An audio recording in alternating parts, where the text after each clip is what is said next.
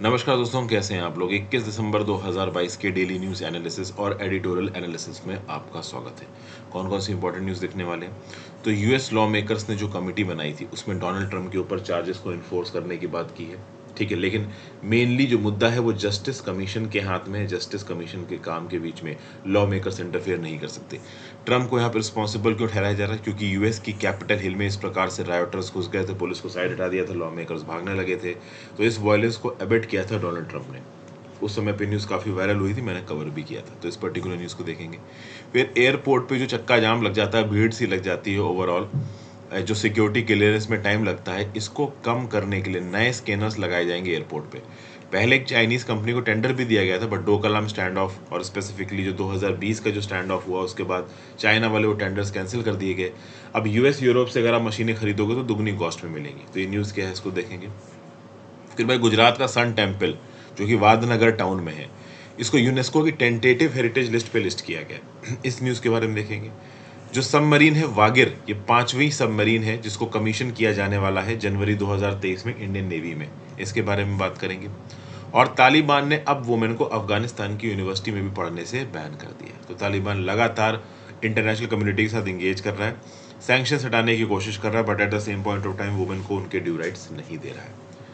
Next editorial में 4 ही editorial में आपके साथ डिस्कस करूंगा। ऑटोनॉमी ऑफ इलेक्शन कमीशन से रिस्पेक्ट में एक आर्टिकल, इसके बारे में बात करूंगा।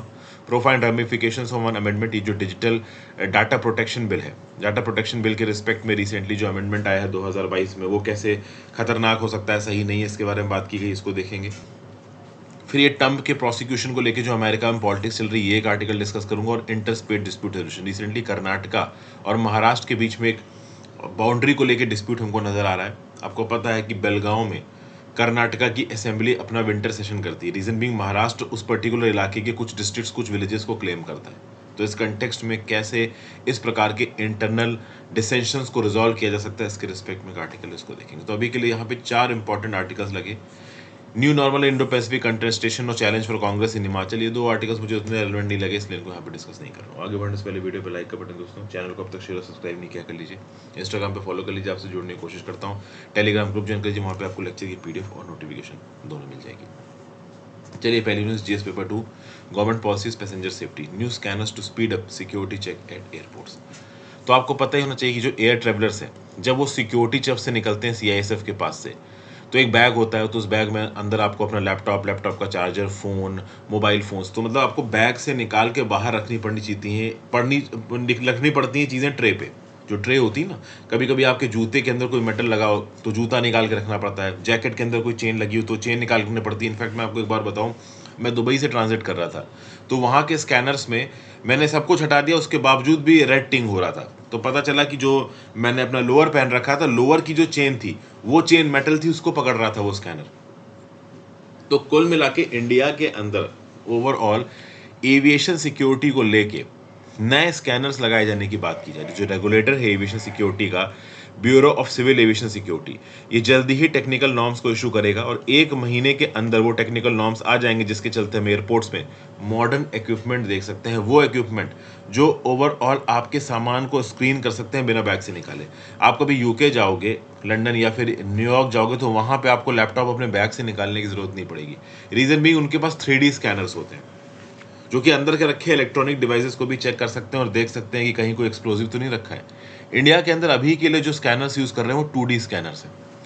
तो नई टेक्नोलॉजी जैसे ड्यूल एक्सरे, कंप्यूटर टोमोग्राफी और न्यूट्रॉन बीम टेक्नोलॉजी का इस्तेमाल किया जाएगा, जिससे ओवरऑल पैसेंजर्स के जो भी इलेक्ट्रॉनिक आइटम उनके बैग के अंदर रखे हैं वो वहाँ पे भी स्कैन हो जाएंगे। उनको बैग से निकाल के अलग से ट्रे में रखने की जरूरत नहीं है। और ये मॉडर्नाइजेशन की जरूरत अब इंडिया में बहुत ज़्यादा हो गई है। रीजन बीइंग इंडिया में एयर ट्रेवल बहुत ज़्यादा बढ़ गया है। प्री कोविड लेवल के रिस्पेक्ट में एयर ट्रेवल बहुत ज़्यादा बढ़ा हुआ है। अभी रिसेंटली दिल्ली एयरपोर्ट पे ओवर क्राउडिंग देखने को मिली, पैसेंजर्स को इतना समय लग रहा था अपना सिक्योरिटी चेक कराने में, कईयों की फ्लाइटें छूट गई। तो इस कंटेक्स्ट में सरकार का ध्यान गया इस बात के ऊपर कि जो one of the biggest congestion points है एयरपोर्ट पे, वो होता है सिक्योरिटी लेन। सिक्योरिटी लेन पे एक तो एक्सरे मशीन कम है, वो एक्सरे मशीन भी 2D एक्सरे मशीन है। तो उनको ओवरऑल, जैसे for example 2D x ray machine में अपना सामान चेक किया, तो सामान को पहले आपने जितना भी इलेक्ट्रॉनिक आइटम है अलग से निकाल के ट्रे पे रखा, उसमें समय लगा। उसके बाद कभी कभी क्या होता है कि अलार्म बीप हो जाता है कि हाँ भाई इसके अंदर ऑब्जेक्शनेबल मटेरियल है, तो फिर सीआईएसएफ वाला आके आपका बैग को फिजिकली इंस्पेक्ट करेगा। वहीं पे अगर आप देखो तो ये जो नई अगर कंप्यूटर टोमोग्राफी वाली हम मशीन लगा लेते हैं तो 3D इमेज आती है, हायर रेजोल्यूशन की होती है, तो ऑटोमेटिकली उसमें एक्सप्लोजिव डिटेक्ट हो जाएंगे और जो अलार्म रेट है वो भी कम हो जाएगा। एक्चुअली में अगर कोई आप कह लो डिस्प्यूटेड थिंग है या ऑब्जेक्शनेबल थिंग है, उसी को अलग से चेक किया जाएगा। तो ये नई मशीन है, इसकी हमको बहुत ज़रूरत है। एयरपोर्ट अथॉरिटी ऑफ इंडिया ने 2019 में एक टेंडर फ्लोट किया था फुल बॉडी स्कैनर्स के लिए। ये full body scanners Chinese company Nuctech से हमने ऑर्डर किए थे, लेकिन फिर स्टैंड ऑफ हो गया, डोका लगा, 2020 में लाइन ऑफ एक्चुअल कंट्रोल पर बवाल गया चाइना ने, तो इस बात को लेकर हमने चाइनीज़ टेंडर्स को रिजेक्ट कर दिया। अब अगर हमको फुल बॉडी स्कैनर्स खरीदने हैं तो हमें अमेरिकन कंपनी स्मिथ या फिर कह लो जर्मनी की रोहडे और शॉफ से खरीदने पड़ेंगे, और वो दुगना महंगे हैं चाइनीज़ स्कैनर से। बट ठीक है, रिक्वायरमेंट है तो है। उसके साथ साथ देखो, इस कंजेशन के चलते सीआईएसएफ के नंबर ऑफ पर्सनल्स को जो डिप्लॉय करना पड़ रहा है एयरपोर्ट पे वो भी बहुत ज़्यादा है। ऑलरेडी दिल्ली एयरपोर्ट पे 4800 सीआईएसएफ पर्सनल्स डिप्लॉयड हैं, उसके ऊपर 262 भी और एक्स्ट्रा डिप्लॉय की गई है, उनकी वीकेंड की छुट्टी तक ऑफ कर दी गई है। आप समझ लो जितने सीआईएसएफ के एम्प्लॉयज दिल्ली एयरपोर्ट पर पोस्टेड हैं, केवल 1.8% लोगों को वीकली ऑफ मिल रहा है। ना वीकली ऑफ मिल रहा है, जो घर जाने की छुट्टी थी वो तक बेकार कर दी गई, और सीआईएसएफ के लोगों को बहुत ज़्यादा तनख्वाह नहीं मिलती है।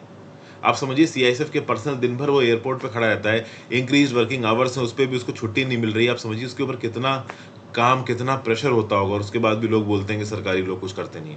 तो हैट्स ऑफ टू देम, वो इतनी मेहनत कर रहे हैं, अपनी छुट्टियां बर्बाद करके लोगों की चेकिंग कर रहे हैं।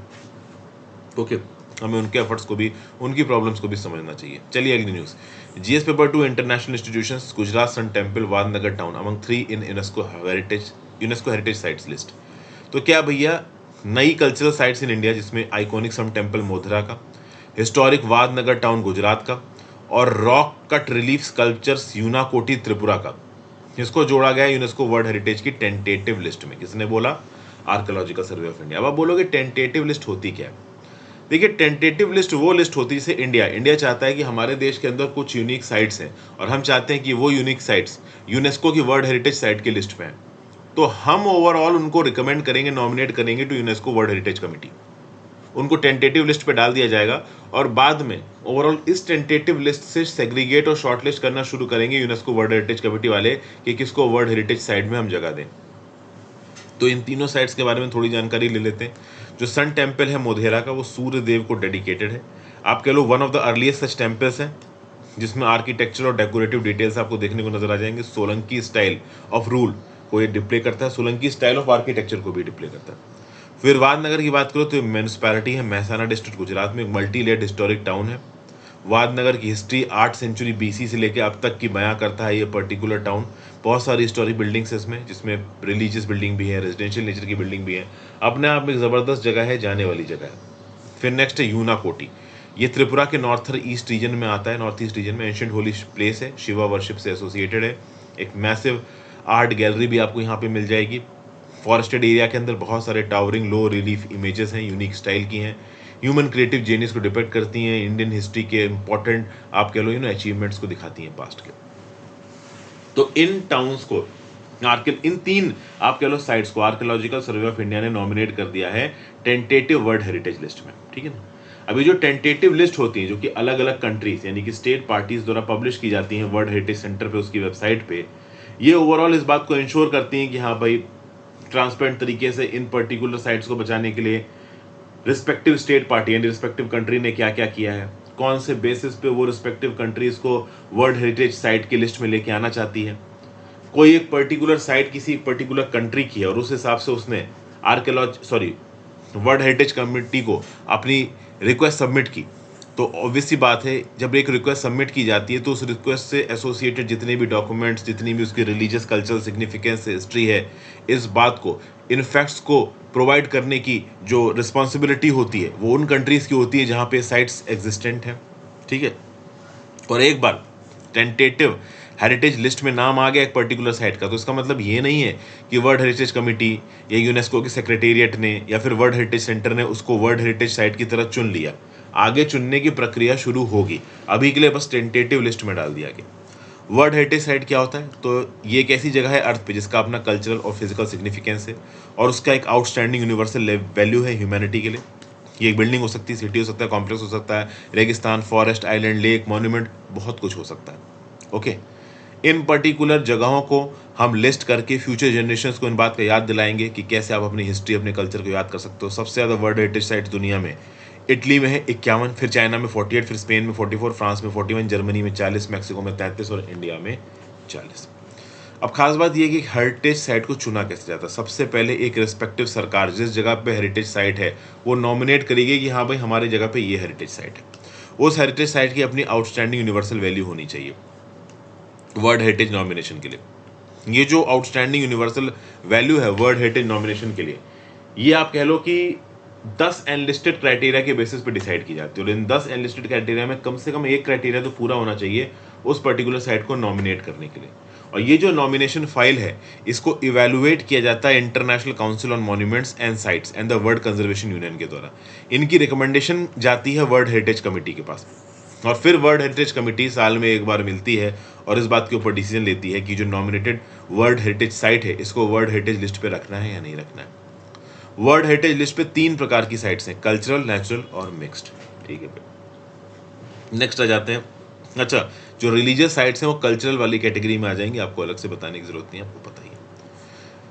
अच्छा, बहुत सारे लोगों का दोस्तों ये भी बोलना है कि मैं अपने कंटेंट को बहुत तेजी से बताता हूँ, करंट अफेयर्स को ज़्यादा टाइम देता हूँ, एडिटोरियल्स को कम टाइम देता हूँ। देखिए अभी के समय पे दोस्तों सुबह पे 30 से 40-50 मिनट में मैं इफेक्टिवली आपके सामने सारा कंटेंट आने की कोशिश करता हूँ ताकि कंटेंट आपके लिए बहुत ज़्यादा बोरिंग भी नहीं हो। पहले एडिटोरियल्स में बहुत ज़्यादा एनालिटिकल रखता था लेकिन उसकी व्यूअरशिप भी कम होती थी, लोग उतना इंगेज भी नहीं करते थे। और एग्जाम के समय पे ज़रूरी है कि 1 घंटे में मैक्सिमम आपकी पूरी करंट अफेयर्स की तैयारी हो जाए। मैं मान के चलता हूँ कि मेरी जो 40 मिनट की वीडियो है इसको पूरी तरीके से ग्रास्प करने में आपको मान लो ज़्यादा से ज़्यादा 1 घंटा या 1.5 घंटा लगेगा। तो 1 से 1.5 घंटे में मैं कहीं ना कहीं करंट अफेयर्स का एक मेजर पोर्शन आपको दिन में प्रोवाइड कर रहा हूँ। इसलिए मैंने अपनी वीडियो को थोड़ा सकिंक्ट किया, थोड़ा और ऑर्गेनाइज्ड किया। ये मेरा रीज़न है, ऐसा कुछ नहीं है कि मैं 1.5-2 घंटे की वीडियोस अपलोड नहीं कर सकता, बट फिर वो उतनी रेलेवेंट नहीं लगती। 2 घंटे की वीडियो मैं बनाऊंगा, उसको देखने में आपको 3-3.5 घंटे लगेंगे, फिर वो मज़ा से नहीं आएगा, फिर आपको भी समझ में नहीं आएगा कि यार पूरे एक दिन में 3.5 घंटे सिर्फ करंट अफेयर्स की वीडियो ही सुनने में चले गए। इसलिए मैं वीडियो थोड़ी ऑर्गेनाइज होती। कुछ कमेंट्स आए थे इंस्टाग्राम पे, उस रिस्पेक्ट में मैं जवाब दे रहा हूँ। GS paper 3 defence, navy takes delivery of submarine Vagir to be commissioned in January. तो देखिए 5th class Scorpene class conventional submarine Vagir, इसको डिलीवर किया गया है इंडियन नेवी को। किसके द्वारा? Mazagon dock ships builder limited के द्वारा। मुंबई में Mazagon dock ship builder limited है। 20 दिसंबर को उसने वागिर नाम की कन्वेंशनल सबमरीन जो कि 5th स्कॉर्पियन क्लास सबमरीन है इसको डिलीवर कर दिया इंडियन नेवी को। जनवरी 2023 में ये कमीशन हो जाएगी इंडियन नेवी के अंदर। कमीशन हो जाएगी मतलब एक्चुअली में इंडियन नेवी की सर्विस में आ जाएगी। एक्चुअली में वागिर पानी में तो 12 नवंबर 2020 को ही लॉन्च हो गया था। इसके सी ट्रायल शुरू हुए थे 1 फरवरी 2022 को। ओवरऑल अगर आप देखो तो अक्टूबर 2005 में इंडियन नेवी की एक डील हुई थी नेवल ग्रुप ऑफ फ्रांस के साथ। ये डील थी $3.75 बिलियन की। इस पर्टिकुलर डील के अंदर 6 स्कॉर्पियन क्लास सबमरीन बनाई जाएंगी ऐसा बोला गया था। उन 6 में से 5वीं सबमरीन ये वागिर थी। और छठी कौन सी है? तो छठी है आपकी वागशीर। वागशीर को पानी में लॉन्च कर दिया गया अप्रैल 2022 में, और ऐसा बताया जा रहा है कि नेवी को डिलीवर कर दी जाएगी बाय एंड ऑफ 2023। और नेवी को डिलीवर करने के बाद 1 महीने के अंदर वो नेवी में कमीशन भी हो जाएगी। जैसे ये 5वीं स्कॉर्पियन क्लास कन्वेंशनल सबमरीन है वागिर, ये नेवी को अभी डिलीवर की गई है 20 दिसंबर को, और 1 महीने के अंदर ये कमीशन हो रही है। तो नेवी को डिलीवरी देने से पहले पानी में लॉन्च करना, उसके सी ट्रायल्स कंडक्ट करना, उसके सारे ऑपरेशनल पैरामीटर्स को चेक करना, ये मैन्युफैक्चरर की रिस्पॉन्सिबिलिटी होती है। तो Mazagon dock ship builders limited responsibility निभाता है और बाद में इंडियन नेवी को उसको हैंड ओवर कर दी जाती है। हाँ, बाद में उसमें कुछ चेंजेस करने हैं, उसको कुछ मरम्मत वगैरह करनी है तो फिर से मजगांव डॉक शिप बिल्डर्स के पास वापस आएगी वो। तो अगर आप देखो तो 6 स्कॉर्पियन क्लास सबमरीन में सबसे पहली सबमरीन थी INS कलवरी जो कि इंडियन नेवी में कमीशन हुई थी दिसंबर 2017 में। फिर दूसरी थी INS खांडेरी जो कि कमीशन हुई थी सितंबर 2019 में। तीसरी थी INS करंज मार्च 2021। चौथी थी INS वेला नवंबर 2021। 5वीं वागिर, छठी वागशीर। इंडिया के पास, इंडियन नेवी के पास 15 कन्वेंशनल और 1 न्यूक्लियर सबमरीन है। इनमें से 7 रशियन किलो क्लास सबमरीन है, 4 जर्मन HDW सबमरीन है, 4 स्कॉर्पियन क्लास सबमरीन है जो कि हमारी इंडिजीनियस है, और 1 indigenous nuclear ballistic missile submarine है INS अरिहंत। न्यूक्लियर सबमरीन का सीन क्या होता है? न्यूक्लियर फ्यूल को जला के आप उस सबमरीन को पावर दोगे। अब न्यूक्लियर क्लास सबमरीन क्यों इंपॉर्टेंट है? एक कंसेप्ट सुना होगा आपने, एयर इंडिपेंडेंट प्रोपल्शन मॉड्यूल्स। क्या होता है? अगर कोई पर्टिकुलर सबमरीन न्यूक्लियर सबमरीन नहीं है, मतलब वो न्यूक्लियर फ्यूल से नहीं चल रही, तो नॉर्मल फ्यूल डीजल या फिर कह लो कोल, इस प्रकार की चीज़ों से चल रही होगी। अगर डीजल से कोई सबमरीन चल रही है तो उस डीजल को बर्नआउट करने के लिए हवा की ज़रूरत होगी, ऑक्सीजन की ज़रूरत होगी, और ऑक्सीजन समुद्र की गहराई पे नहीं मिलती है। इसलिए समय समय पे इन सबमरीन्स को सरफेस पे आना पड़ता है ऑक्सीजन खींचने के लिए, या फिर इनको एक शाफ्ट लगा के, एक सक्शन पाइप लगा के पानी की सरफेस के ऊपर लेके आना पड़ता है, जिससे वो हवा खींच सकें। अब ये सबमरीन की ऑपरेशनल एफिशिएंसी को थ्वार्ट कर देता है, क्योंकि इससे सबमरीन के डिटेक्ट होने के चांसेस बढ़ जाते हैं एनिमी सबमरीन के रिस्पेक्ट में। समझ गए आप बात को? तो इसीलिए नॉन न्यूक्लियर सबमरीन्स में एयर इंडिपेंडेंट प्रोपल्शन मॉड्यूल्स की बात की जा रही है। एयर इंडिपेंडेंट प्रोपल्शन मॉड्यूल क्या है कि भैया उस सबमरीन को बार बार सरफेस पे नहीं आना पड़ेगा ऑक्सीजन खींचने के लिए। तो नेवी ने प्लान बनाए हैं कि एयर इंडिपेंडेंट प्रोपल्शन मॉड्यूल्स लगाए जाएंगे सारी स्कॉर्पियन क्लास सबमरीन्स पे, और इसकी बिगिनिंग आईएनएस कलवरी से होगी। आईएनएस कलवरी पहली कमीशन सबमरीन थी दिसंबर 2017 में जो इंडियन नेवी को मिली थी। इसमें सबसे पहले आपका लगेगा एयर इंडिपेंडेंट प्रोपल्शन मॉड्यूल। इस एयर इंडिपेंडेंट प्रोपल्शन मॉड्यूल को बनाया है defence research and development organisation ने, बहुत एडवांस्ड फेजेस में है। एक बार ये मॉड्यूल इंप्लीमेंट हो गया, इसका मतलब ये है कि इन सबमरीन्स को अपना डीजल जलाने के लिए सरफेस पे आके ऑक्सीजन लेने की जरूरत नहीं पड़ेगी। तो देखिए क्या लिखा हुआ है, air independent propulsion or air independent power is any marine propulsion technology that allows a non-nuclear submarine to operate without access to atmospheric oxygen by surfacing और यूजिंग अ स्नॉर्कर। तो पहले सरफेस पे आकर स्नॉर्कर को इस्तेमाल करके जो ऑक्सीजन लेके फ्यूल जलाने वाली बात थी वो यहाँ पे नहीं करना पड़ेगा। Air independent propulsion can augment और replace the diesel electric propulsion system of non nuclear weapons. ठीक है भाई, तो ये यहाँ पे चीजें बताई जाती। देखिए जो न्यूक्लियर सबमरीन्स होती हैं, जो नॉन न्यूक्लियर सबमरीन्स होती हैं, non nuclear submarines nuclear submarines के रिस्पेक्ट में ज्यादा स्टेल्थियर है। रीजन बीइंग ये सबमरीन्स में होता ये है कि न्यूक्लियर फ्यूल आप जलते हो, न्यूक्लियर फ्यूल के जलने से बहुत ज्यादा गर्मी पैदा होती है। उस गर्मी को ठंडा पड़ना पड़ता है कूलेंट के थ्रू, उस कूलेंट को लगातार सर्कुलेट करना पड़ता है पंप की पावर के थ्रू। वो पंप बहुत आवाज करता है और इस आवाज से एनिमी एयरक्राफ्ट हमें डिटेक्ट कर सकते हैं। उस कंटेक्स्ट में नॉन न्यूक्लियर सबमरीन्स साइलेंट होती हैं। तो अगर नॉन न्यूक्लियर सबमरीन्स में एयर इंडिपेंडेंट प्रोपल्शन सिस्टम लगा दिया जाए तो अपने आप में ये बहुत इफेक्टिव हो जाएंगी, ऐसा कुछ यहाँ बताया जा रहा है। और इसके लिए DRDO air independent propulsion system almost बना चुका है। धीरे धीरे करके इनको फिट किया जाएगा हमारी इंडिजीनियस स्कॉर्पियन क्लास सबमरीन से। Next GS paper 2 international US law makers call for criminal charges against Donald Trump. तो भैया ये जो हाउस जनवरी 6 कमेटी बनाई गई है, इसने जस्टिस, ये जो house January 6 house of representatives की जनवरी 6 की कमेटी है, इसके लॉ मेकर्स ने जस्टिस डिपार्टमेंट ऑफ यूएस को बोला है कि आप डोनाल्ड ट्रंप और उसके अलाइज, जिसने 2021 में कैपिटल हिल में एक वायलेंट इंसरेक्शन किया था, अपनी प्रेसिडेंट की कुर्सी नहीं छोड़ी थी, अपने फॉलोअर्स को इंस्टिगेट किया था कि कैपिटल हिल में घुस जाओ, बवाल मचाओ, इस वायलेंस के लिए उसके अगेंस्ट क्रिमिनल चार्जेस प्रेस करिए। वैसे मैं बता दूं कि बस ये एक लीगल एडवाइस है, यहाँ पे किसी प्रकार का कोई मैंडेट नहीं है जस्टिस डिपार्टमेंट के ऊपर कि वो लीगल चार्जेस प्रेस ही करेंगे। ये जो पर्टिकुलर प्रोब की गई है, मैं आपको बता दूं इसमें कुछ बातें और भी हैं। जैसे फॉर एग्जांपल जब इस प्रोब को लेके आया गया था तो हाउस ऑफ रिप्रेजेंटेटिव्स के अंदर रिपब्लिकन्स की मेजॉरिटी थी, और आपको पता है डोनाल्ड ट्रंप रिपब्लिकन है। तो रिपब्लिकन्स ने एक ज्वाइंट कमेटी बनाने से मना कर दिया, किसके अगेंस्ट? डोनाल्ड ट्रंप के अगेंस्ट। तो क्या किया कि अभी के लिए जो डेमोक्रेट पार्टी है जिसके जो बाइडेन है, उन्होंने अपने ही लॉ मेकर्स की कमेटी बना दी, और इस कमेटी के अंदर 2 रिपब्लिकन्स भी थे, 7 डेमोक्रेट्स थे और 2 रिपब्लिकन्स थे, और इन्होंने मिलके यहाँ पे डिसीजन दिया है अपनी प्रोब में, और ये रिकमेंड किया है किसको? जस्टिस डिपार्टमेंट को, कि आप क्रिमिनल चार्जेस प्रेस करो डोनाल्ड ट्रंप के अगेंस्ट। अब क्या है, 1-1.5 साल के अंदर यूनाइटेड स्टेट्स के अंदर फिर से प्रेसिडेंशियल इलेक्शन आने वाले हैं, और डोनाल्ड ट्रंप अपनी प्रेसिडेंशियल कैंडिडेचर को अनाउंस कर चुके हैं। तो इस रिस्पेक्ट में कहीं ना कहीं सब हिले हुए हैं। डोनाल्ड ट्रंप अपने आप में पॉपुलर तो देखो है ही, जिस तरीके से वो राष्ट्रपति थे, राष्ट्रपति की कुर्सी से हार गए थे, 6 जनवरी को रायोटर्स घुस गए थे कैपिटल हॉल में, वो ओवल ऑफिस में बैठ के पूरा का पूरा इवेंट देख रहे थे। उन्होंने कहीं से भी प्रोटेस्टर्स को ये नहीं बोला कि आप वायलेंस बंद करो। इससे पता चलता है कि किस प्रकार से वो अपने फॉलोअर्स को भड़का रहे हैं, किस प्रकार से एक प्रकार का कूप करने की कोशिश कर रहे हैं, फेडरल विल को और पॉपुलर विल को वायलेट कर रहे हैं। वाइस प्रेसिडेंट माइक पेंस को प्रेशराइज कर रहे हैं कि आप सही तरीके से डिसीजन मत लो। किस प्रकार से क्राउड को भड़काऊ भाषण देके ट्रंप भड़काते थे। तो इन सब बातों को लेके ओवरऑल एक्शन होना चाहिए, क्रिमिनल एक्शन होना चाहिए डोनाल्ड ट्रंप के अगेंस्ट। और क्रिमिनल एक्शन होता है तो ऑब्वियस सी बात है वो प्रेसिडेंशियल कैंडिडेचर के लिए वैलिड नहीं होगी। अब प्रेशर आता है यहाँ पे अटॉर्नी जनरल मैरिक गारलैंड के ऊपर। देखिए जो लॉ मेकर्स का एडवाइस है, this is not mandatory either on attorney general और ऑन जस्टिस डिपार्टमेंट, बट फिर भी एक प्रकार का मॉरल प्रेशर तो बनता ही है ना यहाँ पे। खास बात दोस्तों यहाँ पे ये है कि अटॉर्नी जनरल मैरिक गारलैंड और जो जस्टिस डिपार्टमेंट है ये कुछ एक्शन इसलिए भी नहीं ले सकता क्योंकि अभी भी डोनाल्ड ट्रंप बहुत हद तक यूएस के अंदर पॉपुलर है, और चूंकि वो अपना प्रेसिडेंशियल कैंडिडेचर ऑलरेडी अनाउंस कर चुके हैं, तो इस प्रकार का criminal action against Donald Trump के अगेंस्ट अगर इनिशिएट होता है तो ऐसा लगेगा कि ये एक ऐसी चाल है, ये एक ऐसी स्ट्रैटेजी है जिससे डोनाल्ड ट्रंप अगले इलेक्शंस में खड़े ना हो सके, जो कि अपने आप में बहुत निगेटिव इमेज पोर्ट्रे करेगा।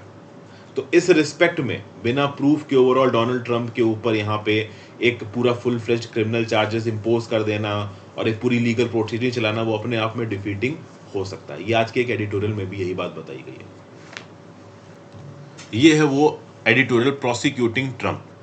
तो हाउस कमेटी का यूनानिमस डिसीजन है 6 जनवरी अटैक यूएस के लिए डोनाल्ड ट्रंप को रेफर किया गया जस्टिस डिपार्टमेंट को, उनके ऊपर 4 पोटेंशियल क्रिमिनल चार्जेस हैं।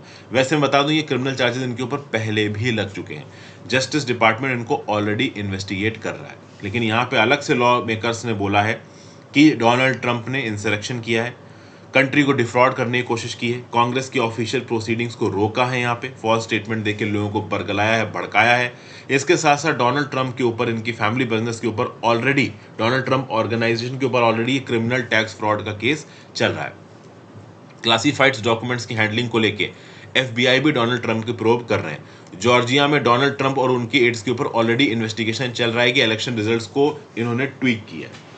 इन सब बातों को लेके ऑब्वियस सी बात है जस्टिस डिपार्टमेंट ऑलरेडी इन्वेस्टिगेशन कर रहा है। अभी अलग से लॉ मेकर्स की जो प्रोब है वो जस्टिस डिपार्टमेंट के ऊपर एक प्रकार का प्रेशर डालती है। तो इस कंटेक्स्ट में यहाँ पे यही बोला जा रहा है कि चूंकि इलेक्शंस आने वाले हैं और डोनाल्ड ट्रंप उसमें खड़े होने वाले हैं, इस समय पे अगर बिना सफिशिएंट एविडेंस के आप डोनाल्ड ट्रंप का इंडिक्टमेंट करेंगे तो एक काउंटर प्रोडक्टिव भी हो सकता है। कल की डेट में लोग सड़कों पर उतर सकते हैं, बवाल कर सकते हैं। तो ये करने के बजाय बेटर ये रहेगा कि बातचीत से चीज़ों को सॉर्ट आउट करने की कोशिश की जाए, ना कि इसको एक इलेक्शन प्रोपोगंडा की तरह इस्तेमाल करके जबरदस्ती डोनाल्ड ट्रंप को आप डिस्क्वालीफाई करने की कोशिश करो। जो भी होगा इसके रिस्पेक्ट में आपको आगे बताता रहूंगा। Next GS paper 2 international news, Taliban says women banned from universities in Afghanistan. तो भैया अफगानिस्तान के अंदर चाहे पब्लिक यूनिवर्सिटी हो चाहे प्राइवेट यूनिवर्सिटी हो, सरकारी और प्राइवेट दोनों ही प्रकार की यूनिवर्सिटी के अंदर वुमेन को इमीडिएट इफेक्ट के साथ बैन कर दिया गया है। ऐसा तालिबान गवर्नमेंट स्पोक्स पर्सन ने 20 दिसंबर 2022 को बोला। ये एक नया ही एडिक्ट है जो कि वुमेन के राइट्स और फ्रीडम्स को रेस्ट्रिक्ट करता है। अब वुमेन ऑफिशियली अफगानिस्तान की पब्लिक और प्राइवेट यूनिवर्सिटी में भी नहीं जा सकती। वो तालिबान जो कि बार बार ये बोलता है कि ठीक है भाई हम माइनॉरिटी राइट्स को देखेंगे, वुमेन के राइट्स को देखेंगे, ये इस्लामिक लॉ का शरिया का हार्श इंटरप्रिटेशन कर रहे हैं। ऑलरेडी मिडिल स्कूल और हाई स्कूल मतलब सेकेंडरी स्कूलिंग करने वाली बच्चियों को स्कूल जाने से रोक दिया गया है। वुमेन एम्प्लॉयमेंट पे नहीं जा सकती, नौकरी पे नहीं जा सकती। उनसे बोला गया है कि आप सर से लेके पैर तक, टो तक, हेड टू टो, टो समझ रहे हो ना, आपके पैर का सबसे बड़ा वाला अंगूठा टो होता है, वो तक ढक दिया। तो मतलब नीचे से लेके सर तक कुछ भी वुमेन का नजर नहीं आना चाहिए, सिर्फ आंख नजर आनी चाहिए, वो भी वुमेन कहीं आगे गिर ना पड़े इसलिए, और कुछ दिखेगा ही नहीं। तो इस हद तक क्लॉथिंग को इम्पोज, देखिए अगर कोई वुमन अपनी रिलीजियस फीलिंग्स के चलते एक रिलीजियस ड्रेसिंग पहनना चाहती है, वो हिजाब हो सकता है, बुर्का हो सकता है, कुछ भी हो सकता है, वो एक अलग चीज है क्योंकि वहां पे वुमन वॉलंटरी पहन रही है। लेकिन तालिबान ने जबरदस्ती इस प्रकार की क्लॉथिंग को इम्पोज कर दिया। ईरान में इस बात को लेके अच्छा खासा बवाल चल रहा है, मोरालिटी पुलिस वाला। तालिबान अपना अलग ही वो चला रहा है कि head to toe clothing public में, वुमेन पार्क्स में नहीं जा सकती, जिम्स में नहीं जा सकती, थिएटर्स में नहीं जा सकती। खैर थिएटर क्या ही है वहाँ पे। उसके बाद अगर आप देखो तो पब्लिक और प्राइवेट यूनिवर्सिटी में भी अब वुमेन नहीं जा सकती। इनफैक्ट अगर आप देखो तो मॉडर्न एजुकेशन गर्ल और वुमेन को ना मिले, ये चाहते हैं लीडर तालिबान के, इनके सुप्रीम लीडर हिबतुल्लाह अखुंदरजादा का कुछ इस प्रकार का व्यू पॉइंट है। बहुत सारे ऐसे ऑफिशियल्स भी हैं काबुल में, कुछ तालिबान के इंटरनल सर्कल्स में भी कुछ लीडर्स हैं जो कि चाहते हैं कि हाँ भाई वुमेन थोड़ी बहुत मॉडर्न एजुकेशन ले, बट मेजॉरिटी जो तबका है वो कंजर्वेटिव है, वो नहीं चाहता कि वुमेन मॉडर्न एजुकेशन ले। पहले वुमेन जो एम्प्लॉयमेंट में थी, नॉर्मल एम्प्लॉयमेंट में जो टीचर वगैरह भी थी, उनको अभी वापस नहीं कॉलेज जाने दिया जा रहा है। कुछ लोगों को ज़बरदस्ती नौकरी से निकाल दिया गया, कुछ लोगों को थोड़ी बहुत तनख्वाह देके घर पे बैठा दिया गया कि घर पे बैठो, कॉलेज आने की ज़रूरत नहीं है। अगर घर से बाहर निकलना है तो आप एक मेल रिलेटिव, भाई या हस्बैंड के साथ बाहर निकलेंगे, फादर के साथ बाहर निकलेंगे, और ऊपर से लेके नीचे तक ढकी होनी चाहिए। अकेले आप घर से बाहर निकलेंगे नहीं। पब्लिक बात, फन फेयर, जिम, पार्क्स में आप जा नहीं सकती। सेकेंडरी स्कूल में जाना वैसे लड़कियों का बंद कर दिया था, और बंद करने के लिए कुछ आप कह लो अजीबो प्रकार के रीज़न दे रहे हैं तालिबान वाले। कभी कभी कहते हैं कि इनके पास पढ़ाने के लिए पैसा नहीं है, कभी कहते हैं कि इस्लामिक लाइंस के अलॉन्ग सिलेबस करना है, इसलिए हम पढ़ाई अभी के लिए शुरू नहीं कर रहे हैं, थोड़ी आगे डिले कर रहे हैं। बहुत सारे टीनेज गर्ल्स की अर्ली उम्र पे शादी कर दी गई है अपने से कई बूढ़े आदमी के साथ। रीज़न भी घर वाले भी सोच रहे हैं कि तालिबान के अंदर अब इनका पढ़ना लिखना तो मुश्किल है, तो बेटर है कि इनकी शादी कर दो, कम से कम चैन से तो जिएंगी। नहीं तो फिर हो सकता है कि तालिबान वाले आके किसी तालिबान के फाइटर के साथ उनकी शादी करवा दें, तो ये भी होता है। तालिबान के अंदर ये है भाई, जो तालिबान फाइटर्स हैं ना, उनको लेडीज चाहिए तो उनकी शादी करवा देते हैं किसी के साथ भी। कोई औरत विधवा हो गई तो उसकी शादी करवा दी तालिबान के फाइटर से। तो वहाँ पे कई बार लेडीज़ को एज अ टूल इस्तेमाल किया जाता है मेन के एंटरटेनमेंट के लिए, तो वो भी ठीक नहीं है। तो जो भी बाप वगैरह हैं लड़कियों की, वो सोच रहे हैं कि किसी आसपास जाने माने आदमी, बढ़े थोड़ा बूढ़ा, उससे शादी करवा दो, कम से कम शादीशुदा होगी तो किसी तालिबानी फाइटर के हाथ में नहीं जाएगी। इस टाइप की फीलिंग भी वहाँ पे लोगों के बीच में चल रही है। तो आप समझ ही सकते हो कि फैमिलीज़ और औरतें वहाँ पे कितनी इनसिक्योर फील कर रही होंगी। पहले जो तालिबान का राज आया था 1996 से 2001 तक, उसके बाद 2022 में 21 में आया, तो जो 20 साल के बीच का गैप है, इसमें कम से कम लड़कियों को कॉलेज और स्कूल वगैरह जाने की परमिशन तो थी। माहौल तब भी कंजर्वेटिव ही था, but at least they had permission to study. अब वो भी उनसे छीन ली गई। एडिटोरियल पे आ जाते हैं दोस्तों। अगर अब तक आपने वीडियो को लाइक और शेयर नहीं किया है तो प्लीज़ कर दीजिएगा। Upholding the autonomy of election commission. देखिए, रिसेंटली नवंबर और दिसंबर में सुप्रीम कोर्ट की constitution bench election commission of India की ऑटोनॉमी के रिस्पेक्ट में बात करी थी। जो पावर्स चीफ इलेक्शन कमिश्नर को दी जाती हैं, वो इलेक्शन कमिश्नर को क्यों नहीं दी जाती? इलेक्शन कमिश्नर को सिक्योरिटी ऑफ टेन्योर क्यों नहीं दिया जाता? इलेक्शन कमिश्नर को आप इम्पीचमेंट के थ्रू क्यों नहीं हटाते? चीफ इलेक्शन कमिश्नर को आप इम्पीचमेंट के थ्रू हटाते, इलेक्शन कमिश्नर को चीफ इलेक्शन कमिश्नर की रिकमेंडेशन पर हटा सकते हो, ऐसा क्यों? तो इलेक्शन कमीशन की इंडिपेंडेंस को लेके काफी मिलॉर्ड हुआ सुप्रीम कोर्ट के अंदर। ओके, अब कोर्ट यहां पे किन प्रकार की बातों के ऊपर बहस कर रहा था? एक्चुअली पूरा मुद्दा क्या है? मुद्दा यह है कि पूरी तरीके से एग्जीक्यूटिव कंट्रोल क्यों है इलेक्शन कमीशन ऑफ इंडिया के ऊपर, सरकार का, मतलब एग्जीक्यूटिव का। एक मॉडर्न डेमोक्रेसी में 3 विंग्स होते हैं गवर्नमेंट के। एक होता है लेजिस्लेचर, एक होता है एग्जीक्यूटिव, एक होता है जुडिशरी। इंडिया में जुडिशरी को रिप्रेजेंट करती है सुप्रीम कोर्ट, एग्जीक्यूटिव को रिप्रेजेंट करता है केंद्र की सरकार, prime minister, council of ministers led by prime minister, और लेजिस्लेचर है पार्लियामेंट, लोकसभा और राज्यसभा। तीनों के अंदर बराबर पावर है। लेकिन जब बात आती है इलेक्शन कमीशन ऑफ इंडिया की, तो इलेक्शन कमीशन ऑफ इंडिया में चीफ इलेक्शन कमिश्नर और इलेक्शन कमिश्नर को अपॉइंट करने की ताकत पूरी तरीके से किसके पास है? केवल एग्जीक्यूटिव के पास है, सरकार के पास है।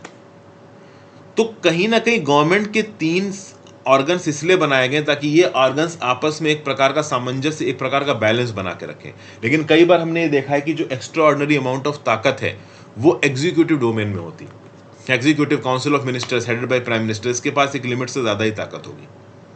अब आज की डेट में दुनिया भर की मॉडर्न डेमोक्रेसीज में एक फीलिंग ये देखी जा रही है कि एक हेल्दी कॉन्स्टिट्यूशनल डेमोक्रेसी को बनाने के लिए 3 ऑर्गन्स, एग्जीक्यूटिव, लेजिस्लेचर, जुडिशरी के अलावा एक और चौथा ऑर्गन होना चाहिए, जिसको आप बोलते हो इंटीग्रिटी इंस्टीट्यूशंस।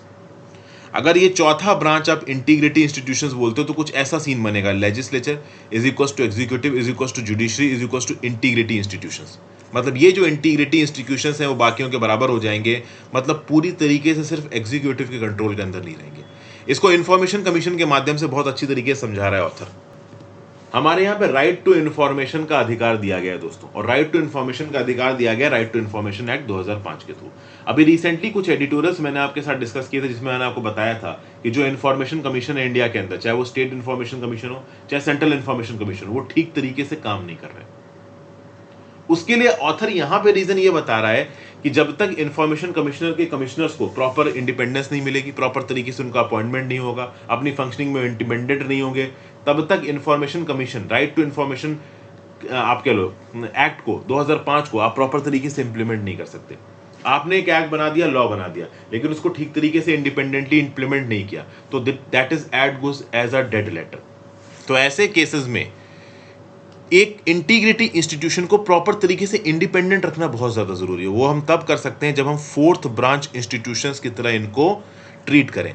मतलब इस प्रकार की इंटीग्रिटी इंस्टीट्यूशंस पूरी तरीके से इंडिपेंडेंट होने चाहिए from the influence of executive. अगर एग्जीक्यूटिव उनकी फंक्शनिंग में इंटरफेयर कर रहा है, वो पूरी तरीके से इंडिपेंडेंट नहीं हो पाएंगे। और सिंपल बात है, एग्जीक्यूटिव कभी भी नहीं चाहेगा कि इंफॉर्मेशन कमीशन जैसे ऑर्गेनाइजेशंस पूरी तरीके से इंडिपेंडेंट हो, क्योंकि जब आप इंफॉर्मेशन मांगोगे तो सरकार के कामों से रिलेटेड इंफॉर्मेशन मांगोगे, तो सरकार की पोल भी खुल सकती है। तो सरकार अपनी पोल क्यों खोलेगा? तो सरकार हमेशा इंफॉर्मेशन कमीशन, इलेक्शन कमीशन, इस प्रकार के ऑर्गेनाइजेशंस को कंट्रोल करने की कोशिश करेगा। और अगर वो एग्जीक्यूटिव के कंट्रोल में है तो वो पूरी तरीके से इंडिपेंडेंटली काम नहीं कर सकते। समझ गए? अब दुनिया भर के एग्जांपल्स यहाँ पे दिए गए। अगर आप साउथ अफ्रीका और केनिया के कॉन्स्टिट्यूशन को देखो तो वहाँ पे आपको फोर्थ ब्रांच इंस्टीट्यूशंस नजर आएंगे, जैसे human rights commission, election commission. इस प्रकार के जो इंटीग्रिटी इंस्टीट्यूशंस है साउथ अफ्रीका और केनिया में, ये एग्जीक्यूटिव के कंट्रोल के बाहर है। एग्जीक्यूटिव पूरी तरीके से इनके ऊपर कंट्रोल एक्सरसाइज नहीं करता। इंडिया के संविधान में भी इस प्रकार के इंटीग्रिटी इंस्टीट्यूशंस हैं, जैसे comptroller and auditor general, public service commission, national commission for scheduled caste. ये कुछ प्रकार के इंटीग्रिटी इंस्टीट्यूशंस हैं। और हमारे यहाँ पे कई सारे इंटीग्रिटी इंस्टीट्यूशंस बहुत हद तक इंडिपेंडेंट है, जैसे सुप्रीम कोर्ट इंडिपेंडेंट है। कई बार ये न्यूज सुनने में आती है कि सुप्रीम कोर्ट के जजेस सरकार से इन्फ्लुएंस होते हैं, बट टेक्निकली सुप्रीम कोर्ट के पास इंडिपेंडेंट ताकत है। बट इस प्रकार की इंडिपेंडेंट ताकत इंफॉर्मेशन कमीशन के पास नहीं है। मतलब ये कुछ खामियां ऑथर पॉइंट आउट कर रहा है हमारे इंटीग्रिटी इंस्टीट्यूशंस में। हमारे इंटीग्रिटी इंस्टीट्यूशंस पूरी तरीके से एग्जीक्यूटिव के कंट्रोल के बाहर नहीं है, क्योंकि एग्जीक्यूटिव ही उनका अपॉइंटमेंट करता है, उनकी सर्विस कंडीशंस को भी एग्जीक्यूटिव ही डिसाइड करता है।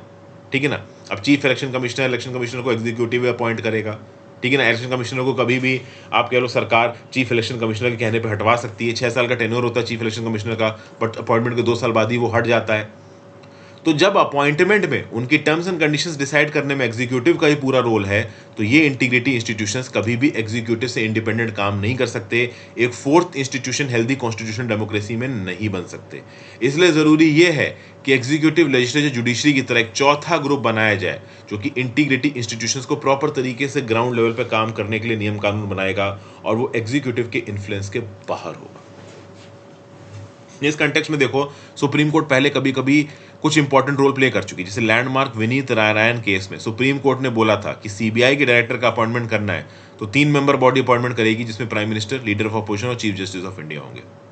मतलब इससे पहले कई बार कोर्ट के अंदर ये डिसीजंस पहुंच चुके हैं, इस प्रकार की बातें पहुंच चुकी हैं कि भाई ये जो इंपॉर्टेंट इंटीग्रिटी इंस्टीट्यूशंस है, इनकी अपॉइंटमेंट को लेके, इनकी फंक्शनिंग को लेके सरकार इंटरफेयर करती है, तो सरकार का इंटरफेरेंस यहाँ पे कम होना चाहिए। तो इसी कंटेक्स्ट में ऑथर बस इस आर्टिकल में यही बता रहा है कि एग्जीक्यूटिव, लेजिस्लेचर, जुडिशरी के साथ एक चौथी ब्रांच होनी चाहिए इंटीग्रिटी इंस्टीट्यूशंस, जो बाकियों के बराबर होनी चाहिए, बाकी की इन्फ्लुएंस के बाहर होना चाहिए। जो एग्जीक्यूटिव का एक्सेसिव इन्फ्लुएंस है वो कम होना चाहिए, ये कोर्ट के इंटरफेरेंस के साथ या फिर कोर्ट के आप कह लो एक पॉजिटिव इंटेंगलमेंट के साथ पॉसिबल है। अब कोर्ट किस हद तक एग्जीक्यूटिव के अगेंस्ट जाके इन इंटीग्रिटी इंस्टीट्यूशंस को ऑटोनॉमी दे सकता है, वो अपने आप में एक पॉलिसी मैटर है, क्योंकि कोर्ट सरकार के एक्सेसेस को रोक सकता है, लेकिन कोर्ट एग्जीक्यूटिव का काम अपने पास नहीं ले सकता है, क्योंकि संविधान ने यह भी बोला है कि कोर्ट एग्जीक्यूटिव के काम में इंटरफेयर नहीं करेगा। और यहाँ पे एग्जीक्यूटिव के काम में इंटरफेयर करने वाली बात हो जाएगी। तो क्या कोर्ट एग्जीक्यूटिव के काम में इंटरफेयर कर सकता है इंटीग्रिटी इंस्टीट्यूशंस की इंडिपेंडेंस को मेंटेन करने के लिए? ये अपने आप में एक बड़ा सवाल है। लेट्स सी इस सवाल का जवाब आगे आने वाले समय में हमारी मैच्योर डेमोक्रेसी में कैसे इवॉल्व करता है। ठीक है भाई, तो ये हमने एक आर्टिकल डिस्कस किया, इंडो पैसिफिक कंसल्टेशन में डिस्कस नहीं कर रहा हूँ। अब बात करते हैं profound ramifications of one amendment. ये बात हो रही है भाई digital personal data protection bill 2022 की। ओके, इसके ऊपर कमेंट्स की डेडलाइन को 2 जनवरी 2023 तक बढ़ाया गया। ये जो 2022 का digital personal data protection bill है, ये नॉन कॉम्प्लायंस के ऊपर हेफ्टी पेनाल्टी लगाता है। अब जो भी पेनाल्टी आपके ऊपर लगेगी वो आपकी कॉर्पोरेशन के टर्नओवर पे डिपेंड नहीं करता है। आपको ताकत दे दी गई है कि यहाँ पे आप 250 करोड़ तक की पेनाल्टी लगा सकते हो। ऑब्वियसली बात है, जो एडजुडिकेटरी अथॉरिटी यहाँ पे पेनाल्टी लगाएगी वो एक इंडिविजुअल की फाइनेंशियल कंडीशन को देख के ही पेनाल्टी लगाएगी, बट कोई प्रॉपर क्राइटेरिया नहीं रखा गया है यहाँ पे एक इंडिविजुअल की वर्थ के हिसाब से उसके ऊपर पेनाल्टी लगाने का। फिर अगर आप देखो तो आरटीआई एक्ट में बहुत सारे एग्जेम्पशंस रखे गए हैं इस पर्सनल डाटा प्रोटेक्शन बिल के रिस्पेक्ट में। Section 8 clause 1 sub clause J of the right to information act के अंदर जो administrative authorities personal data protection bill को ग्राउंड लेवल पे इंप्लीमेंट कर रही हैं, उनसे रिलेटेड इंफॉर्मेशन को यहाँ पे आप लीक नहीं कर सकते, ऐसा कुछ ये लॉ बोलता है। फिर सुप्रीम कोर्ट के जो पुट्टुस्वामी जजमेंट है, जो कि 2017 में, देखिए सुप्रीम कोर्ट के पुट्टुस्वामी जजमेंट के through justice Shri Krishna committee बनाई गई थी। जस्टिस श्री कृष्णा कमेटी ने जो भी पर्सनल डाटा प्रोटेक्शन बिल को लेके अपनी राय दी थी, बहुत सारे प्रोविजंस को, बहुत सारे उनके आप कह लो एडवाइजर्स को यहाँ पे इग्नोर किया गया। जैसे कि अगर आप देखो तो ये जो पर्सनल डाटा प्रोटेक्शन बिल है, इसके अंदर 3 मेन प्लेयर्स हैं। डाटा प्रिंसिपल, मेरे आपके जैसे लोग जिनका डाटा यहाँ पे इन्वॉल्व है, डाटा फिड्यूशरीज जो डाटा को हैंडल करती हैं एजेंसीज, और एक है data protection authority of India. अब data protection authority of India को बहुत तगड़ी ताकत दी गई है। अब खास बात दोस्तों यहाँ पे ये है कि data protection authority of India के अंदर कौन आएगा, इसको सेलेक्ट करने के लिए जो सिलेक्शन कमेटी है उसमें चीफ जस्टिस ऑफ इंडिया, इनके नॉमिनी, कैबिनेट सेक्रेटरी और एक पर्सन जिसके पास एक्सपर्टीज और रेप्यूट है डाटा टेक्नोलॉजी में। अब ये पर्सन कौन होगा, जिसको एग्जीक्यूटिव अपॉइंट करेगा, जिसको सरकार अपॉइंट करेगी। तो टेक्निकली कैबिनेट सेक्रेटरी और 1 person with expertise and repute in data technology, मतलब 2 लोग यहाँ पे सरकार के द्वारा अपॉइंट किए जाएंगे। मतलब ओवरऑल जो सिलेक्शन कमेटी है डाटा प्रोटेक्शन अथॉरिटी की, वो सरकार के हाथ में। सरकार यहाँ पे डिसाइड करेगी कि data protection authority of India के अंदर कौन अपॉइंट करेगा। तो अगर सरकार अपॉइंट कर रही है लोगों को, तो सरकार ऑब्वियस सी बात है अपने फेवरेट लोगों को अपॉइंट करेगी, और वे फेवरेट लोग वही बोलेंगे जो सरकार चाहती है कि वो बोले। तो data protection authority of India की इंडिपेंडेंस यहाँ पे आप कह लो वायलेट हो गई या कॉम्प्रोमाइज हो गई। ठीक है भाई। अभी जो data protection authority of India है, इसके पास जिम्मेदारियां क्या हैं? इसकी जिम्मेदारी है monitoring and enforcing legal affairs and policy setting, research and awareness, inquiries, grievance handling and adjudication. ठीक है भाई। फंडामेंटल राइट्स को सेफगार्ड करना। अब सेफगार्ड आप कैसे करोगे? जब data protection authority of India पूरी तरीके से इंडिपेंडेंट ही नहीं है, इसके अंदर डायरेक्ट इंटरवेंशन और कंट्रोल है एग्जीक्यूटिव का, तो अकाउंटेबिलिटी और ट्रांसपेरेंसी डाटा प्रोटेक्शन बिल में है नहीं। अब देखिए article 19 clause 1 sub clause A के अंदर आपको right to freedom of speech and expression का अधिकार दिया जाता है, और वो अधिकार कॉम्प्रोमाइज भी होता है आर्टिकल 19 क्लॉज 2 से। तो आर्टिकल 19 क्लॉज 2 से जोड़ा जा रहा है यहाँ पे data protection authority of India को। Data protection authority of India ने क्या किया है कि section 8 clause 1 sub clause J of the RTI act 2005, इसके क्लॉज 2 में क्या लिखवाया है देखिए। ये जो article clause 1 sub clause J of the RTI act 2005 है, ये डाटा प्रोटेक्शन अथॉरिटी का ये जो बिल आया डाटा प्रोटेक्शन बिल 2022 ये हटा रहा है। इसमें लिखा क्या है? The words disclosure of which has no relationship to any public activity और interest or would cause unwarranted invasion of privacy of the individual unless the central public information officer or the SPIO or the appellate authority as the case may be satisfied that larger public interest justifies the disclosure of central office shall be omitted। मतलब ये overall जो clause था, कहाँ पे था ये clause? ये clause 2 था। किसका? सब clause J of section 1 of RTI act 2005। तो article section 8 sub clause 2 J of the RTI act 2005, इसको डाटा प्रोटेक्शन बिल 2022 के थ्रू हटा दिया गया। इसके अंदर इंफॉर्मेशन डिसेमिनेशन का क्लॉज था, ये इंफॉर्मेशन डिसेमिनेशन का क्लॉज हटाया जा रहा है जब पर्सनल डाटा प्रोटेक्शन बिल की बात हुई। मतलब इस पर्सनल डाटा प्रोटेक्शन बिल 2022 के अंदर जो आरटीआई एक्ट के प्रोविजंस पर्सनल डाटा के रिस्पेक्ट में इंफॉर्मेशन मांग रहे थे, उनको भी कॉम्प्रोमाइज किया जा रहा है। ठीक है। और ये एग्जेम्पशन आरटीआई से इस particular personal data protection bill में जस्टिफाई इस बेसिस पे किया जा रहा है कि हम sovereignty, integrity of India, security of the state, friendly relation with foreign states को बचाने के लिए ऐसा कर रहे हैं। वो एक्चुअली में सरकार की ताकत को एक लिमिट से ज्यादा करने की बात है, क्योंकि सरकार के ऊपर यह भी इल्जाम लगाया गया है कि अनलॉफुल एक्टिविटीज प्रिवेंशन एक्ट के अंदर बहुत सारे इलीगल डिटेंशंस हुए, पॉलिटिकल अपोजिशन को दबाने की कोशिश की गई है। तो यहाँ पे आरटीआई एक्ट के प्रोविजन को आप कॉम्प्रोमाइज कर रहे हो, तो क्या गारंटी कि कल की डेट में आप इसको केवल नेशनल सिक्योरिटी के रिस्पेक्ट में इस्तेमाल करोगे? तो सरकार की यहाँ पे एक जेन्युइन आप कह लो कंप्लेन की जा रही है। फिर अगर आप देखो तो सरकार 250 करोड़ रुपए तक का फाइन लगा सकती है अगर आप पर्सनल डाटा प्रोटेक्शन बिल को वायलेट करते हो, बट फाइन को लगाने का एग्जैक्ट क्लॉजेस, एग्जैक्ट कंडीशंस यहाँ पे मेंशन नहीं की गई है। अब यहाँ पे ऑथर सुप्रीम कोर्ट के एक judgment Madras bar association versus union of India की तरफ हमारा ध्यान लेके जा रहा है। इस पर्टिकुलर जजमेंट में यह बोला गया था, नेशनल टैक्स ट्राइब्यूनल एक्ट बनाया था सरकार ने। अब नेशनल टैक्स ट्राइब्यूनल एक्ट के अंदर जो नेशनल टैक्स ट्राइब्यूनल बनाया गया तो उसमें एग्जीक्यूटिव मेंबर्स ज्यादा थे, जुडिशियल मेंबर्स कम थे। तो सुप्रीम कोर्ट ने ओवरऑल इस नेशनल टैक्स ट्राइब्यूनल एक्ट को अनकॉन्स्टिट्यूशनल बोल दिया। उसने ये बोला कि भाई एग्जीक्यूटिव मेंबर्स ज्यादा करके जुडिशियल मेंबर्स कम करके तुम जुडिशरी की इंडिपेंडेंस को वायलेट कर रहे हो और एक्सेसिव एग्जीक्यूटिव इंटरफेरेंस कर रहे हो। तो जिस प्रकार से नेशनल टैक्स ट्राइब्यूनल एक्ट के अंदर सुप्रीम कोर्ट ने इंटरफेयर किया था, उसी प्रकार से जो data protection authority of India बन रही है ना, ये भी कुछ उसी मोड में जा रही है, क्योंकि एग्जीक्यूटिव का इन्वॉल्वमेंट बहुत ज्यादा हो जाएगा। और डाटा प्रोटेक्शन बिल 2022 के अंदर जो एडजुडिकेटरी अथॉरिटी है उसकी इंडिपेंडेंस हैम्पर हो जाएगी because of the excessive interference of executive. तो यहां पे भी सुप्रीम कोर्ट को इंटरवीन करना चाहिए, ऐसा कुछ ऑथर यहां पे कह रहा है। आरटीआई के एक्ट में अमेंडमेंट करके ओवरऑल डाटा हैंडलिंग अथॉरिटीज़ की इंफॉर्मेशन को ना लीक करवा के आरटीआई के प्रोविजंस को डाटा प्रोटेक्शन बिल के रिस्पेक्ट में डाइल्यूट करके ओवरऑल सरकार यहाँ पे डाटा प्रोटेक्शन बिल को बहुत ज़्यादा ताकतवर बना रही है, एग्जीक्यूटिव को बहुत ज़्यादा ताकत दे रही है। It's time for supreme court to intervene, ऐसा कुछ ऑथर यहाँ पे कह रहा है। ठीक है भाई, फिर आगे चलते हैं। अगला article, inter states dispute resolution. अभी कर्नाटका और महाराष्ट्र के बीच में हमें एक डिस्प्यूट देखने को मिला। रिसेंटली कुछ वायलेंस भी हुआ है। कहाँ पे? नॉर्थ ईस्ट में। कर्नाटका के चीफ मिनिस्टर बसवराज बोमई साहब, ये भी बीजेपी के, और महाराष्ट्र के डिप्टी सीएम देवेंद्र फडणवीस साहब, ये भी बीजेपी के, दोनों आपस में एक दूसरे के ऊपर इल्जाम लगाते नजर आए। क्यों? तो भैया कर्नाटका के कुछ मराठी स्पीकिंग एरियाज हैं, ठीक है ना, बेलगांव में पड़ते हैं ये, और ये एरिया के लोग चाहते हैं कि हम महाराष्ट्र से मर्जर हो जाएं। अब आम आदमी क्या ही चाहेगा, जो पॉलिटिशियंस है वो चाहते हैं। और इस बात को लेके रिसेंटली एक कॉन्फ्रेंस कंडक्ट की गई कर्नाटका के बेलगांव इलाके में, और ये बोला गया कि भाई ठीक है, हम चाहते हैं, ये पर्टिकुलर इलाके के लोग चाहते हैं कि महाराष्ट्र से मिल जाए। लोगों को मतलब होना हो, पॉलिटिशियंस को बड़ा मतलब। इस बात को लेके महाराष्ट्र के पॉलिटिशियंस नाराज हो गए। मतलब महाराष्ट्र के पॉलिटिशियंस किस सेंस में नाराज हुए? बसवराज बोमई जी अगेंस्ट बोल रहे हैं। कर्नाटका के इन इलाकों में जो मराठी स्पीकिंग एरिया का वाले कैंपेनर्स जो कि हम चाहते हैं महाराष्ट्र से मिल जाए, उन्होंने इस कॉन्फ्रेंस को अटेंड कराया। महाराष्ट्र पॉलिटिशियंस को बुलाया, महाराष्ट्र पॉलिटिशियंस को आने नहीं दिया कर्नाटका की सरकार ने। कर्नाटका 2006 से अपने असेंबली का विंटर सेशन बेलगांव में कराती है। बार बार कर्नाटका ये दिखाने की कोशिश करती है कि बेलगांव उनके लिए बहुत इंपॉर्टेंट है, हम बेलगांव किसी भी हाल में महाराष्ट्र को नहीं देंगे। महाराष्ट्र चाहता है कि जो सांगली विलेज के सांगली इलाके के जो 48 विलेजेस हैं वो महाराष्ट्र में आके मिल जाएं। तो देवेंद्र फडणवीस और बसवराज बोमई एक दूसरे के ऊपर इल्जाम लगाते हुए नजर आ रहे हैं, और महाराष्ट्र चाहता है कर्नाटका कुछ इलाका उसको मिल जाए, कर्नाटका देने वाला है। यूनियन होम मिनिस्टर साहब ने बोला है कि भाई ऑलरेडी केस सुप्रीम कोर्ट के पास है, तो तुम बीच में मत बोलो। सुप्रीम कोर्ट इस केस को डेसिफर करेगा 1956 के linguistic reorganisation of Indian states के हिसाब से।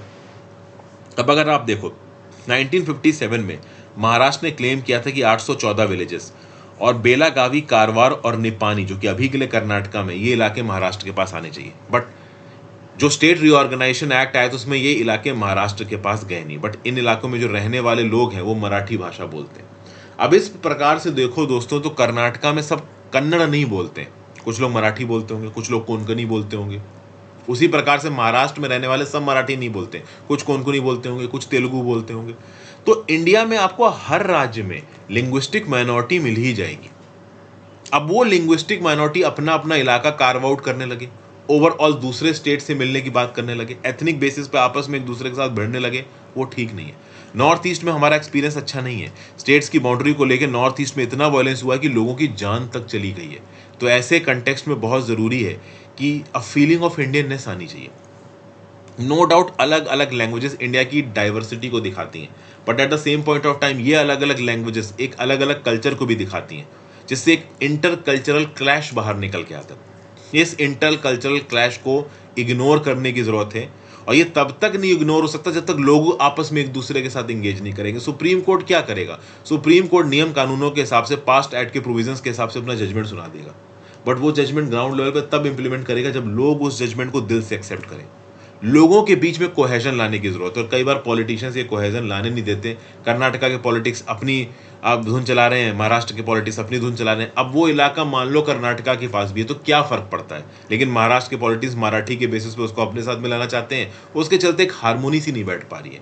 ये हारमोनी बैठाने की जरूरत है। क्या हो गया अगर मराठी बोलने वाले लोग कर्नाटका में, क्या हो गया अगर कन्नड़ बोलने वाले लोग गोवा, मराठा में, महाराष्ट्र में है तो सब इंडियंस ही ना। तो वो इंडियननेस वाली फीलिंग लाने की जरूरत है। ये इंटर स्टेट बाउंड्री डिस्प्यूट्स को सोशल हार्मोनी के साथ रिजॉल्व करने की जरूरत है, नहीं तो कल की डेट में बहुत ज़्यादा वायलेंट भी हो सकते हैं।